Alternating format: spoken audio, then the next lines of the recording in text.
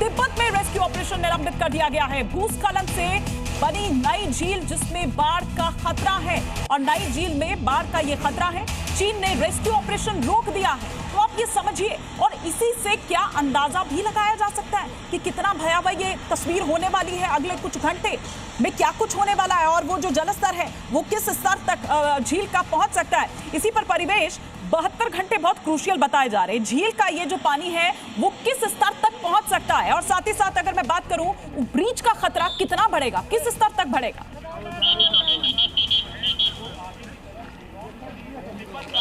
ये देखिए लगातार स्वयंसेवक राष्ट्रीय सेवा दल जो है वो लगातार जो भी लोग दिख जाते हैं उनको सामने से बुलाने का कोशिश किया जा रहा है कि नीचे बिल्कुल नहीं जाना है क्योंकि यहाँ से बिल्कुल डाउनफॉल है।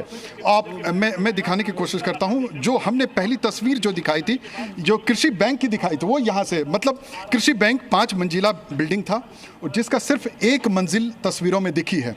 बिल्कुल 3 से 4 मंजिल तक वो बिल्कुल मलबा से डूब चुका है।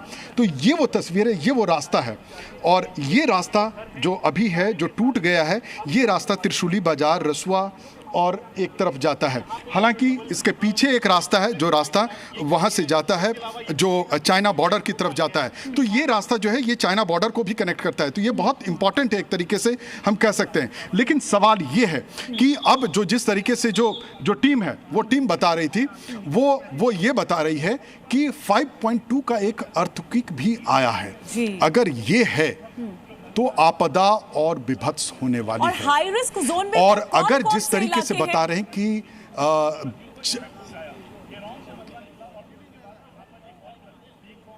एक बार सवाल फिर से करेंगे। परिवेश, हाई रिस्क जोन में वो कौन कौन से इलाके, खासतौर पर अगर हम नेपाल की यहां पर जब बात कर रहे हैं तो ये देखिए, ये जो 5 जिले हैं नेपाल की इस तराई में जो 5 जिले हैं वो सबसे सेंसिटिव और हाई रिस्क में है क्योंकि सबसे नीचे की तरफ जो रसुआ है, जो चाइना बॉर्डर का जो एरिया था, जो दिजांग था, वो सब ऊपर की तरफ था। लेकिन त्रिशूली बाजार जो वो नीचे की तरफ था और हाई डेंसिटी पॉपुलेशन था। वो लगभग जो तस्वीर सबसे पहले जी मीडिया ने आपको दिखाया वो तस्वीर बहुत ही भयावह तस्वीर थी। मतलब अब भी लोग कह रहे हैं कि 5-7 हजारों का तो कहीं कोई संपर्क ही नहीं मिल पा रहा है। आप समझ सकते हो। और पॉपुलेशन तकरीबन 20 से 30 हजार का पॉपुलेशन था। ये सब इलाका ये जो देख रहे हैं ये हाईली डेंसिटी है। लेकिन अभी क्योंकि प्रशासन ने सब खाली करा दिया, प्रशासन ने यहां से सबको इवैक्यूएट करके ऊपर की तरफ भेज दिया है, तो इसलिए अभी ये सब घर बंद है। ये मॉल है, ये सत्या कॉम्प्लेक्स देखिए, ये बंद है, ये बिल्कुल बंद है। तो ऐसे हालात है। और सामने देख सकते हैं कि ये बस ये एक यहाँ पर ब्रिज से इसको कनेक्ट किया जाता था, जो ब्रिज टूट चुका है इस नदी पर। यहाँ थोड़ी दूर में 1 किलोमीटर के अंदर में 2 ब्रिज थे, दोनों ब्रिज टूट गए हैं। तो आप तस्वीरें देख सकते हैं कि कितनी भयावह स्थिति होगी और पानी का ये साफ दिख सकता है। मतलब वो जो निशान थे बर्बादी के, जो त्रासदी के जो निशानी थे, वो निशानी अब भी दिख रहे हैं। और मैं पहले भी कह रहा था कि यहाँ से खड़े होकर के नदी का पानी स्तर हम नहीं देख पाते थे, लेकिन वो पानी का फ्लो जो है वो बढ़ गया है। इसलिए अब हम यहीं से देख पा रहे हैं। इसलिए प्रशासन ने यहाँ से मीडिया को भी और किसी को भी नीचे जाना बंद कर दिया है क्योंकि आगे वही पुल है जो पुल त्रिशूली बाजार को कनेक्ट करता है। तो ये सब कुछ हो गया। और जैसा कि एडमिनिस्ट्रेशन को जो प्रशासन की तरफ से आया है, यही कारण है कि रेस्क्यू ऑपरेशन भी प्रभावित हुए हैं। यही कारण है कि रेस्क्यू ऑपरेशन रोक दिया गया है और पहले जो रेस्क्यूअर्स की सेफ्टी है उसको सुनिश्चित किया जा रहा है, इसलिए उनको दूर हटने को कह दिया गया है। मैं देखिए ये जो स्काउट गाइड के जो लोग थे, जो स्वयंसेवक थे और ये जो नेपाल पुलिस के लोग हैं, ये सब रेस्क्यू ऑपरेशन कर रहे थे। लेकिन इनको भी कहा गया कि आप लोग भी ऊपर की तरफ आ जाओ और ऊपर की तरफ सेफ साइड में रहो।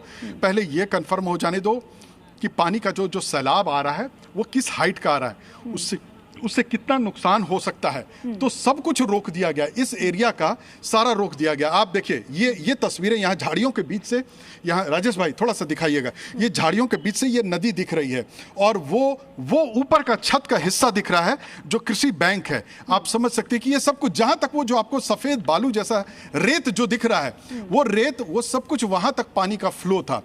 और कुछ लोग जो है, जो घर, जो गांव, जो पूरी आबादी जो बह गई है पानी में, वो ऊपर की तरफ जाकर के उधर उस तरफ में ऊपर की तरफ शरण लिए हुए हैं। और इस तरफ का जो इलाका है, यहाँ से तकरीबन 1 किलोमीटर की दूरी पर नुआकोट का वो इलाका है, नुआकोट दरबार कहते हैं, जो एक स्पिरिचुअल, बहुत बड़ा इस इलाके का स्पिरिचुअल मंदिर है। कहते हैं कि नेपाल के एकीकरण में उन महाराज जी का बहुत बड़ा योगदान था, तो वहाँ पर लोगों को शिफ्ट किया जा रहा है, क्योंकि वो पूरा हाइट का एरिया है। हम भी जो त्रिशूल बाजार की तरफ गए थे वो उसी रास्ते से गए थे, क्योंकि वो रास्ता है पहाड़ी के रास्ते से, और हम पहाड़ी के रास्ते से होकर के फिर से डाउन की तरफ गए थे। और वहाँ जा करके हमने देखा, आप देखिए एक चॉपर देखिए लगातार इस एरिया में, क्योंकि लोग सबसे ज्यादा जो घनी आबादी थी वो इसी इलाके में था, क्योंकि बॉर्डर के पास, रसुआ के पास लोग उतने नहीं थे। ये जो त्रिशूली बाजार का इलाका था, यहाँ लोग थे। अब देखिए अब यहाँ पे सेना और पुलिस दोनों खड़ी है। अब देखिए लोग खड़े हैं यहाँ पर, लोग आप दिखा रहे हैं सब इंतजार कर रहे हैं, यहाँ पर है, पुलिस यहाँ पर है, लोग यहाँ पर हैं। डाउनस्ट्रीम एरियाज जो हैं, इलाके जो हैं, उनको वहां से निकाला जा रहा है, कोशिश ये है। लेकिन आपसे मैं ये भी समझना चाह रही थी कि घंटे बाय घंटे अगर हम यहाँ पर देखें तो क्या वो इवैक्यूएशन का प्लान होगा? क्योंकि रात के समय में अगर बड़ी तेजी के साथ आता है, खतरा ज्यादा होता है, तो लोगों को तो प्रतिक्रिया करने का टाइम भी नहीं मिलेगा इतना। इसलिए जैसे ये जो खबर आई, जो पहली तस्वीर जो हमने, वो जो भगदड़ की तस्वीर जो अपने मोबाइल से शूट किया था, वो तस्वीर सबसे ज़बरदस्त थी, जिसमें एम्बुलेंस है, जो नीचे की तरफ एम्बुलेंस भी खड़ी थी, वो सब के सब वहाँ से हट गए। जो फायर ब्रिगेड की गाड़ी थी वो भी हट गई। तो यहाँ से सब कुछ ऊपर की तरफ ले जाया गया है, और ज़्यादा से ज़्यादा लोगों को इस वक्त कह सकते हैं कि लोगों को यहाँ से निकाल दिया गया है।